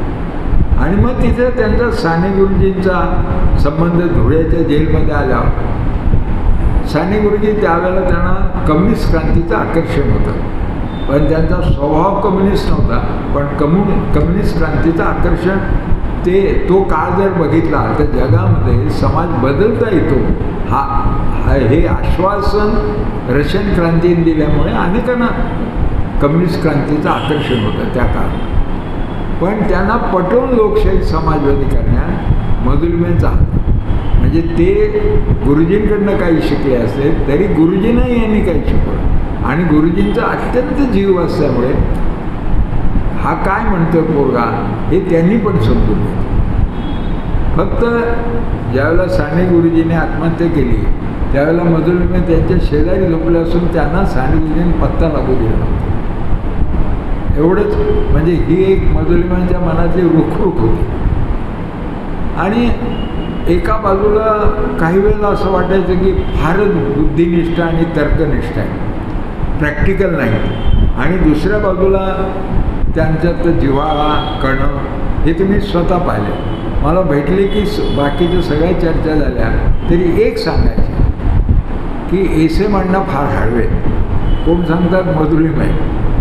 आणि मधुलिमे तर लोहियावादी म्हणजे एस.एमचं नातं नाही असं समज, पण एस.एमचे ते मानसपुत्र होते हे माहीत पाहिजे लोकांना. त्यांना पुत्र मानलेलं होतं. आणि मधुलिमेला काळजी होती शेवटच्या काळात की कर्नाटकचा प्रश्न, बेळगावचा प्रश्न सुटत नाही. कारण अण्णा बोलायचे मरावंसं वाटतं म्हणून ते शेवटचं आमरण उपोषण करतील आणि खरोखर त्यात मरतील. आणि अण्णांचं एस.एम. अण्णांचं मत असं होतं की सेनापती बापट मेले असते तरच सीमा प्रश्न गेला असता. त्यांनी उपोषण केलं होतं ना. पण नाथपैंनी त्यांना खोटं सांगितलं की नेहरूने आश्वासन दिले, प्रश्न सुटला.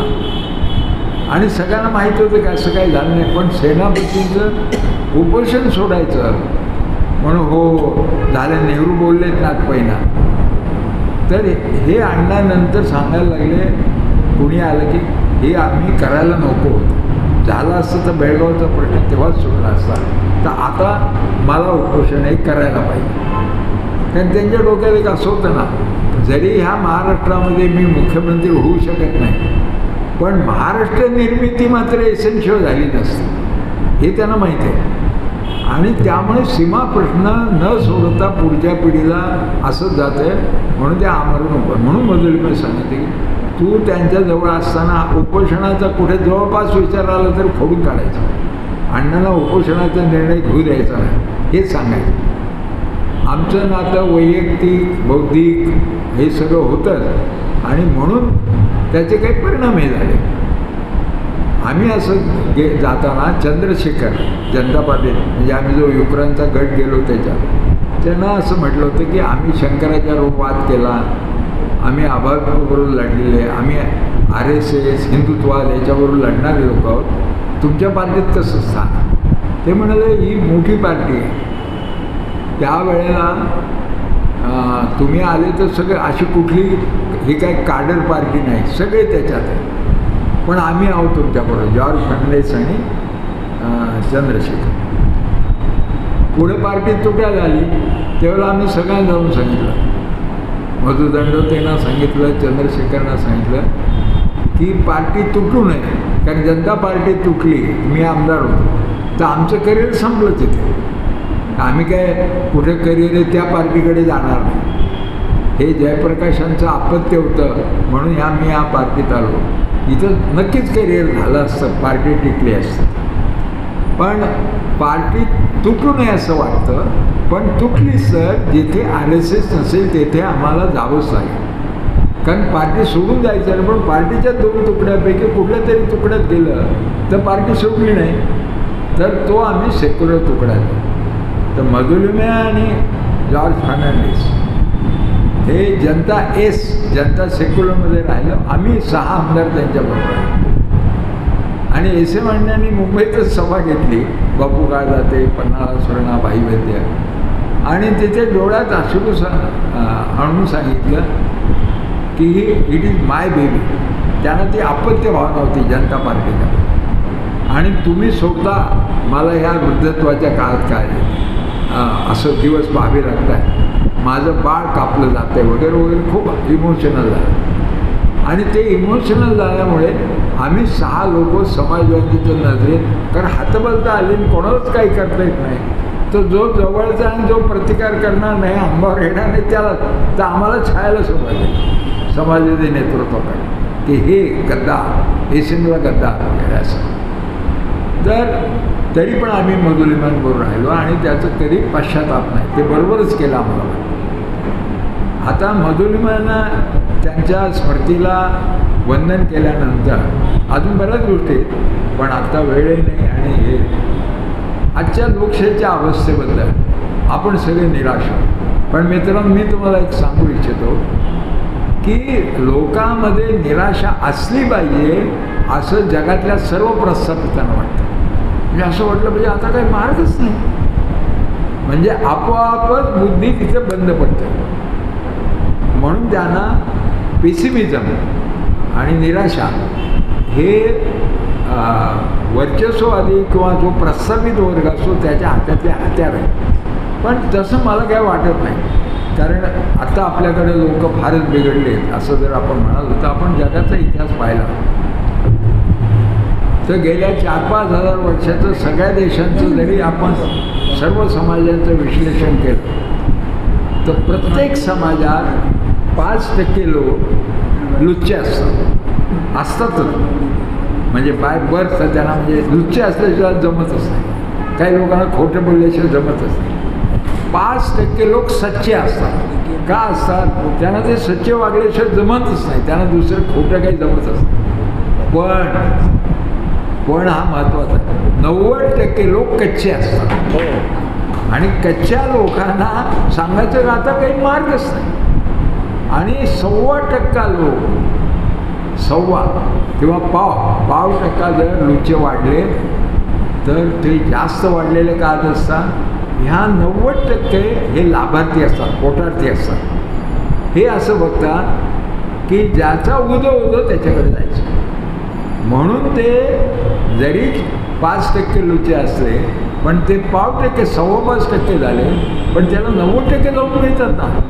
म्हणून ते 95% दिसतात, 95% जास्त. गांधींच्या काळात लोक बलिदान करत होते, अमुक होतं, कारण त्यावेळेला सच्चे 0.5% वाढले, बाकी काही नव्हतं. बाकी जास्त पोटार्थी होते, सगळं होते, पण यांच्या बाजूनं होते. जोर यांचा, जोर कुणाचा असं बघत असतो तो 90% बघा.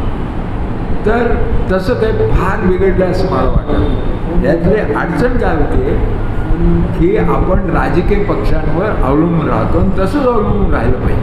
कारण राजकीय पक्ष सत्तेचा खेळ खेळतात आणि सत्तेचा खेळ हा अत्यंत महत्त्वाचा खेळ, त्याला टाळून समाजात काही घटना घडत नाही.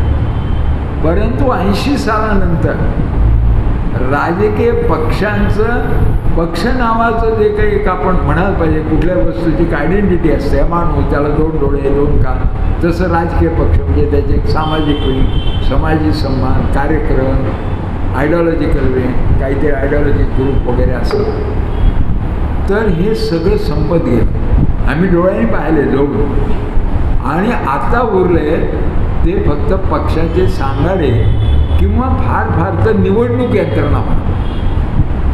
त्या निवडणुकीशिवाय कामाला येत नाही, निवडणुकीशिवाय जाग्या होत नाही, निवडणुकीशिवाय हालचाल करतात. मग ऐनवेळी हालचाल करणाऱ्या लोकांच्या हातामध्ये सगळेच निवडणुकीचे सांगाडे, पक्षांचे सांगाडे, निवडणूक यंत्रणा, त्या टकराव घेताना 3च गोष्टीवर स्पर्धा आहे त्यांची. जात काय? कारण जात इज अ कन्सॉलिडेट, म्हणजे तुम्हाला इलेक्शनच्या 15 दिवसामध्ये प्रचार करावा लागत नाही, एक जातीचे कन्सॉलिडेट गठ्ठे मिळतात. कारण जाताच येत नाही लोकांकडे. दुसरं धनशक्ती आणि तिसरी गुंडशक्ती. एवढ्या 15 दिवसाच्या खेळामध्ये इलेक्शन आहे. त्यामुळे इलेक्शनमध्ये व्होटचे रिझल्ट, लोकांच्या मनातल्या गोष्टी आणि मतदानाचे प्रत्यक्ष परिणाम याच्यामध्ये फरक दिसतो. तर हा 15 दिवसाचाच खेळ आहे आणि ह्या 3 गोष्टीशिवाय इतरांना त्यात स्थान नाही. आणि जगातली मोठी लोकशाही म्हणून जग चिंता करत असतं की भारतामध्ये लोकशाही टिकली पाहिजे. आता हे हिंदुत्ववादी लोक हे कुठे एवढे कॉन्फिडंट होते? स्वातंत्र्य लढ्यामध्ये बिळाच राहायचे. भले ते म्हणजे ज्यांनी RSS काढलं पुढे, हे म्हणजे मुसोलिनीवर भेटायला गेलो, त्यांना मुसोलिनी हिटलरचं फार आकर्षण. आणि मुसोलिनी म्हणाले तू फॅसिझमचं करतो फार छान, पण तुला एक सांगतो, या तुझ्या फॅसिस्ट वाटचालीमध्ये तुला काही अडचण आली तर तू मला गाठ. कारण आम्ही ब्राह्मण लोक गेले 5000 वर्ष फॅसिझमच ऑपरेट करतो आहे आणि त्याच्यात सक्सेसफुल आहे. आणि हे मी माझ्या मासिकात छापलं, याला कोणाला RSSच्या लोकांना विरोध करायचा नाही, विरोध करायला भेटले, ते पत्रव्यवहार होता त्यांचा. आणि हिटलरने एक शोध लावला की माणसाच्या मनात शिरायचं कसं. त्यावेळेला डॉक्टरी लोकांनी लावला, पण त्याचा उपयोग त्यांनी केला. कॉग्निटिव्ह सायकॉलॉजी म्हणजे मन कंट्रोल करायचं असेल तर शरीर कंट्रोल करा. मन आणि शरीर एकमेकांना जोडलेलं, हा शोध त्या काळात लागला. कॉग्निटिव्ह सायकॉलॉजी म्हणजे फुर म्हणलं की दक्ष. अशी एकदा सवय लागली ना शरीर मनालाही लागते. फुर की मन दक्ष होतं, काही विचारच करतो. कदम खोल होतं. उपविषय म्हणजे बसतं खाली. तर इन्स्ट्रक्शन ऐकून शरीराच्या हालचाली कंट्रोल करता येतात आणि शरीराला मन जोडलं असतं मनात. म्हणून खेळ असे आणायचे की नाजींचे 2 मुलं असे चालायचे जनावरासाठी आणि त्यांच्या खांद्यावर एक तिसरं नाजी मुलगा बसायचा. मग आळीपाळीने बदलायचे आणि ते हाईक म्हणून मारायचे. म्हणजे माणूस हा प्राणी आहे, त्याचा वापर करता येतो प्राण्यासाठी. आता RSS मधला खेळ असतो रोज नित्य. अफजल खान पार्टी आणि शिवाजी पार्टी. तो अफजल खान पार्टी जायला मुलगा म्हणतो नको नको, फार मारता तुम्ही. नाही आज गेला पण उद्या तुला शिवाजी पार्टीत घालू ना, म्हणजे तू त्यांना हाण मार. आणि त्याला बदलून काढायचं त्या पार्टीला. कधीही शिवाजीचाच विजय झाला पाहिजे, कधीही अफजल खानाचाच पराजय झाला पाहिजे. दुसरं धर्मगुरूचा खेळ असतो. एक मौलवी असतो, एक ख्रिश्चन पाद्री असतो आणि कोण एक शीखचा असतो. सगळ्या धर्माचे ठेवायचे आणि ह्या मुलांनी जाऊन त्याला खेचून एक असा हात करून बसलेला, भगवे कपडे घातलेला, हिंदू राष्ट्राचा राष्ट्रपती स्वभाव असा मुलगा असतो आणि त्याच्या पायावर राहून त्यानं ओढत घालतो. हा खेळ रोज खेळला जातो. अशी ती सायकॉलॉजी तयार झाली आणि त्याच्यातून त्यांनी जसं अमेरिकेचं वॉर मशीन आहे म्हणून ते नाटो वगैरे आणि त्यांच्या मागे लागतात, तसं यांचं हे इलेक्शन मशीन आहे. हे लगेच जातं कुठेही. भाजपचं त्यांचं असलं इलेक्शन. आत्ता इतकी अवघड इलेक्शन होती UPची आणि ते दिसतंच. 116 सीट फार कमी मतानं निवडून आल्या. पण काय सांगितलं, दोघांनी जायचं स्वयंसेवकांनी. त्यांना जे सांगितलं दक्ष उपविषय ते वेगळं काय बोलतात. त्यासमोर म्हणायचं तुम्हाला रेशन मिळालं का. ते म्हणायचे हां, नाही नसेल मिळालं तर आम्ही लगेच जाऊन भांडतो वगैरे. म्हणजे तुम्हाला पण मग पुढचं राहिला. तुम्हाला कोरोना काळात रेशन मिळालं. कोरोना म्हणजे किती हो जगामध्ये संकट होतं. आता ईश्वरी संकट. पण आपल्या मुख्यमंत्र्यांनी योगी आदित्यनाथांनी रेशन दिलं, तुम्हीच म्हणता आणि तुम्ही नक्की रेशनला जा. हा डायलॉग त्याच्यापुढे म्हणायचा. म्हणजे करोनामध्ये जे फेल्युअर झालं तर ते दैवी संकट होतं आणि त्याला सामना करणं माणसाला परवडणारच नाही हा विचार द्यायचा. आणि रेशन आम्ही दिलं आहे, आम्ही उपकार केले वगैरे अशा पद्धतीचे डायलॉग देऊन त्यांचं सैन्य फिरत असतं. इंग्रजांनी आपल्यावर राज्य केलं, पण इंग्रजांनी राज्य करण्यासाठी रक्त सांडलं नाही. त्यांनी इथला सगळा अभ्यास केला आणि तैनाती फौज काढली आपल्याच लोकांकडे. आपण बेशिस्त राजे लोकंसुद्धा याच्यावर हत्तीवर बसणार लढायला जाताना आणि इंग्रज तोफखान्याने सगळं सैन्य उधळून लावणार. 10,000 सैन्य फक्त 500-600 लोकांचं आहे का आणि आपलेच लोक. त्याने तैनाती फौज एक विक्रीची वस्तू केली आणि आपल्याकडे 700-800 राजे असेल, या राजाला त्याच्याशी भांडण्याला ही तैनाती फौज द्यायची ती. तसं RSS हे तैनाती फौज आहे आणि ती भाजपचे लोक म्हणजे कोण पंतप्रधान असतील, अमित शहा असतील, ते जसजसे पैसे देतील तसंच हे सैन्य वाढलं. कारण हे सैन्य वाढलं केव्हा 1977 पर्यंत फक्त 7 लाख त्यांच्या संस्था होत्या आणि जनता पार्टीचं राज्य 2 वर्ष राहिलं. त्या 2 वर्षात 77 लाख शाखा झाल्या. जिथे जिथे CM होते आमच्यामध्ये वाटून घेतले त्याने, हिमाचल प्रदेश, मध्य प्रदेश, तिथे तिथे RSS वाढले.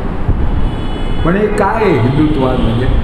हिंदू हा खरं धर्मच नाही आहे. म्हणजे अमुक तारखेला अमुक तिथेला हा धर्म आहे.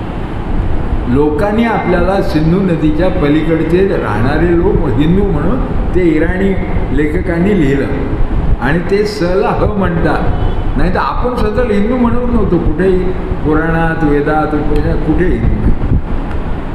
तर तो हिंदू सहिष्णू होता, कारण बाहेरून लोक येत होते, शेजार धर्म होता, एकमेक चांगलं वागत होते. आणि पुरावाच आहे ना, जगामध्ये साधारणतः एका देशामध्ये हा गोऱ्या लोकांचा देश आहे, गोरे लोक असतात. आफ्रिकेमध्ये काय निग्रो लोक असतात. आपल्याकडे एका घरातच एक भाऊ काळा आणि एक भाऊ गोरा असतो. बहिणीचे केस निग्रो वंशाची खूण येते, कुरळे केस.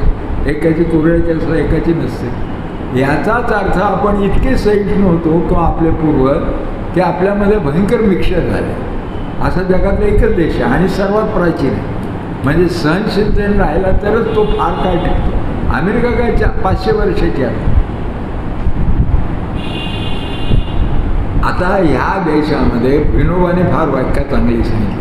हिंदू म्हणजे अहिंसा आणि सहनशीलता. जर हिंदूचा अर्थच काढायचा असेल, हिंदू अधिक हिंसा इज इक्वल टू हिंदुत्व. ही हिंसा घेतली की नाहीतर हा जो. आणि दुसरा एक भाग आहे की ब्राह्मण्य म्हणजे काय केलं पाहिजे. ब्राह्मणांना काय शिवाय ब्राह्मणांना एवढी अक्कल आहे त्यालाही माहीत नाही. हे म्हणतात की हे लोक ब्राह्मणांचे विरुद्ध म्हणून यालाही वाटतं आपल्या विरुद्ध जनता हे बोलणारे लोक पोरगामी वगैरे. पण ब्राह्मणांची काही वैशिष्ट्य जुन्या काळाची अजूनही आहेत. अगदी जुना काळ आहे तसंच नाही. एक म्हणजे ब्राह्मणांची एक पद्धत असते की देव माझ्या अधीन आहे, माझ्या कंट्रोलमध्ये. ते तुम्ही मंत्र हे देवांना दिलेले आदेश आहेत. म्हणजे गुरांना हक्का मारताना इकडे कपिल गाई इकडे, हे जसं म्हणून त्या थाटात देवाला हक्का. तुम्ही मंत्र ते बारीक संस्कृत ऐका आणि कोणा संस्कृत माणसाला विचारा. म्हणजे लोकांना असं वाटतं की यांनी बोलवल्याशिवाय यांच्या गोठ्यात राहणारा देव येईल कसा. हे बोलवतात. पहिला मंत्र देवाला बोलवण्याचा असतो आणि शेवटचा मंत्र असतो तो फार गमतीशीर आहे की माझ्या पाया यजमान पडला, माझे पाय धुतले, पायावर डोकं ठेवलं आणि मला खुश केलं, मी खुश होईन एवढी दक्षिणा दिली. म्हणून आता तुझं काम नाही गो. जो देवाला तो दम देतो की आता जर तुझं काम नाही. हे जे आहे आणि मी बोललो ते शेवटचं. आता ते तुम्हाला हे ब्राह्मण्य तुम्हाला ब्राह्मणांच्या बाहेर सुद्धा दिसतं. आता मी बोललो ना, विषय संपला आहे ना, मी सांगितलं ना तुला अशी भाषा असते. हे आता तुम्हाला BJPची भाषा ऐकायला येते किंवा ती राज ठाकरेमध्ये मी सांगितलं ना, भोंगे बंद कर, संपला ना विषय, बंद करायचे तुम्ही. अरे तू कोण, व्हॉट इज युअर ऑथॉरिटी, तू निवडून आला का, तू आमचा बाप कसं काय झाला, तू सांगायचं ना आम्ही ऐकायचं. हे टिपिकल ब्राह्मण. राज ठाकरेमध्ये ते परवा भोंग्याच्या विषयावर असतं. मी बोललो ना, विषय संपला ना असं. तर हे आणि तिसरी सवय, आपण जे करू त्याला सुवर्णाचा मुलामा लावायचा आणि ते फार पवित्र असं दाखवायचं. आणि दुसऱ्याचं म्हणजे अगदी घाण आहे. एक उदाहरण देतो तुम्हाला. हे माहीत असेल की श्रावण महिन्यामध्ये श्रावणी नावाचा प्रकार असतो. म्हणजे जुनं जाणवं बदलायचं, नवं लावायचं आणि ते संघटितरित्या करावी लागते. तर त्यावेळेला शेण खावं लागतं. जे आपल्याला जुने ब्राह्मण मानतात आणि ते विधी करते सगळेजण श्रावणात शेण खातात. त्याला श्रावणी म्हणतात. ते शेण म्हणजे काय, पण ते शेण नाही म्हणतात, पंचगव्य म्हणतात. गाईपासून झालेले 5 पदार्थ म्हणजे गाईचं दूध, गाईच्या दुधाचं दही, गाईच्या दुधापासून झालेलं तूप, गोमूत्र आणि शेण. लहानपणी त्याकरता आम्हाला वाटायचं की आपण ब्राह्मण जाती जन्माला आलो असं बरं झालं असतं, कारण ते वास येतो तोंडाला आणि सारखं रुमाल लावायचा. ते मुलं विचारायची, आपण काहीतरी सांगितलं आईस्क्रीम खाऊन आलो यांतून पुस्तक वगैरे. तर पण त्यांना काय सांगायचं, नुकतंच मी पंचगव्य प्राशन केले. त्याला नक्कीच वाटतं आईस्क्रीमचा काहीतरी वेगळा प्रकार.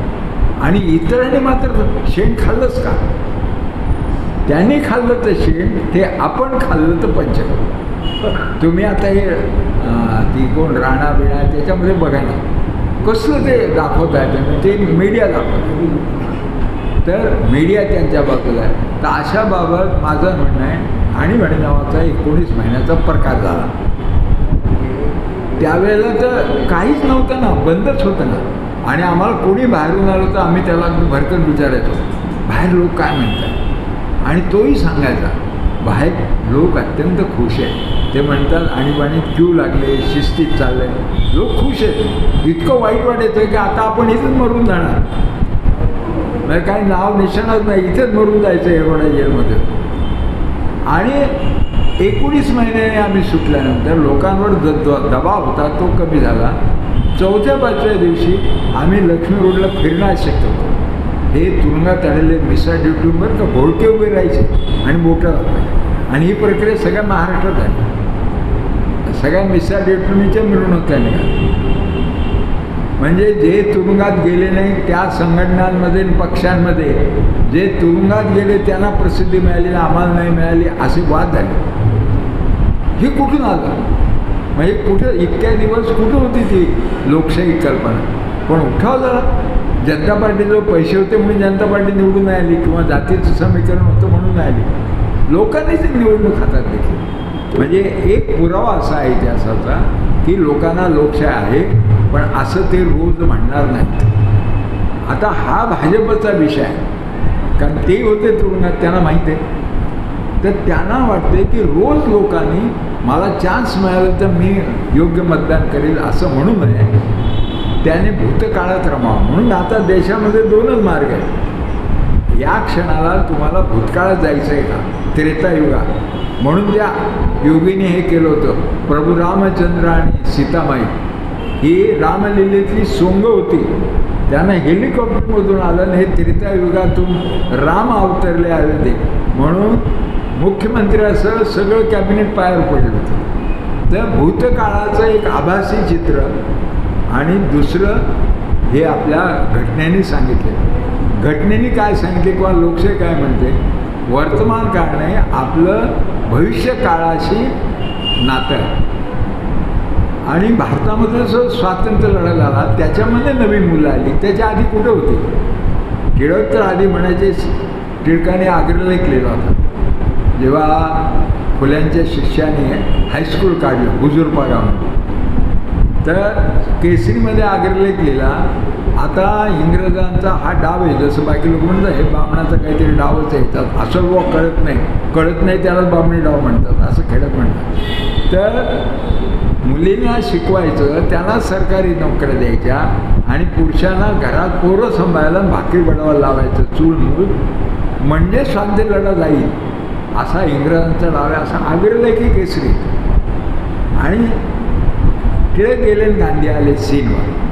आणि गांधींच्या नंतर पहिला ठराव आहे नागपूरच्या अधिवेशनामध्ये अस्पृश्य निर्मूलनाचा. म्हणजे समाज सुधारणा न करता स्वातंत्र्य मिळवायचं होतं आणि म्हणून जहाल मवाळ वाद होते. म्हणून सुधारणा नको, इंग्रजांच्या पुढे आपले दोष उघडे होतात आणि त्याच्यानंतर आपले दोष आपण दूर करायचे, हा जमाना लगेच टिळक गेले. आणि त्या दिवशी 20 सालापासून हा स्वातंत्र्य लढा झाला. म्हणून महात्मा गांधी आणि जे घटनेमध्ये मूल्य आहेत त्याचे सगळे ठराव काँग्रेसच्या अधिवेशनात आधी झाले. आम्ही लोकांना लोकशाही देऊ, दरडोई मतदान देऊ, स्त्री पुरुषांना समान दर्जा असेल, सर्व लोक भारतीय समान आहे, याचे सगळे काँग्रेसच्या अधिवेशनात ठराव झाले. एक एक ठराव झाल्यावर तसं स्वातंत्र्य लढा व्यापक झालेला आहे आणि तेच घटनेमध्ये प्रतिबिंब आहे. बाबासाहेबांचे उपकार आहे, त्याने ते शब्दांकन केलं. पण महात्मा गांधी स्वातंत्र्य संग्राम आणि राज्यघटना हे दत्ताची 3 तोंडा सत्याप्रमाणे. असं म्हणता येतं का की मला दत्ताचं एक तोंड आवडतं, ते डावीकडचं, ते नाही आवडत दुसरं, मग तो दत्त भक्तच नव्हे. आता खरं ज्याला भारतीय व्हायचं असेल त्याला महात्मा गांधी, स्वातंत्र्य लढा आणि राज्यघटना या 3 गोष्टी मानायलाच लागतात. आणि यांना ते नको आहे. आजही हिंदुत्ववादी कट्टर 10-15% वर नाही आहे, बाकीचे असेच मध्ये वाहवले जातात आणि ते म्हणतात की भूतकाळाकडे जायचं. असा हा लढा आहे. हा म्हणून फार अवघड नाही, हा डाव उधळून लावला पाहिजे. पुरावा आहे आपल्याला की 75 वर्ष आपण ह्याच मूल्यांवर चालत आहोत, ह्याच मूल्यांची आपल्याला सवय झाली.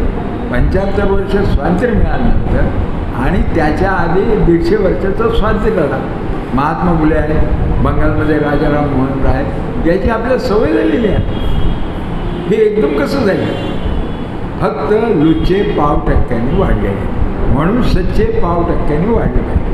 तर आणीबाणीमध्ये काय होतं, ह्याच मुंबईमध्ये उषा मेहता आणि शशी मेहता आर्किटेक्ट होते.